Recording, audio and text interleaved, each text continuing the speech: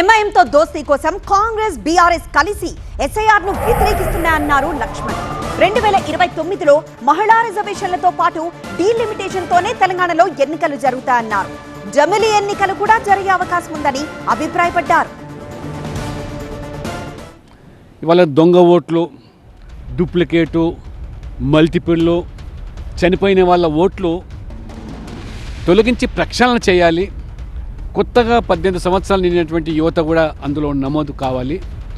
ఆ రకంగా ఓటర్ల ప్రక్షాళన జరుగుతూ ఉంటే ఎందుకు మరి వీరు అడ్డుకుంటున్నారో నాకు అర్థం కావటం లేదు.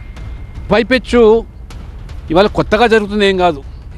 ఎందుకు దాన్ని రాజకీయం చేస్తున్నారో, ఎందుకు ప్రజలను తప్పుదో పట్టిస్తున్నారో, ఎందుకు రచ్చ చేస్తున్నారో ఇవాళ ప్రజలు అర్థం చేసుకోగలుగుతారు. హైకోర్టు ఆ రోజు బాంబే హైకోర్టు ఇచ్చిన తీర్పుకు అనుగుణంగా ఆ యొక్క వ్యాఖ్యలు తప్పితే ఇతరత్ర వీరంతా కూడా ప్రతిదానికి రాజకీయంగా రంగు పులిమి పబ్బం కడుక్కునే ప్రయత్నాలు. ఇవాళ వాస్తవంగా మస్జిద్ బతుకుతున్నదే దొంగ ఓట్లతో, ఇతరులస్తూ మరి చొరబాటుదారులను ప్రోత్సహించే విధంగా చేస్తున్న పన్నాగానికి ఇవాళ ఎన్నికల కమిషన్ కానీ అడ్డుపడుతున్నది కాబట్టి జీర్ణించుకోలేకపోతున్నారు.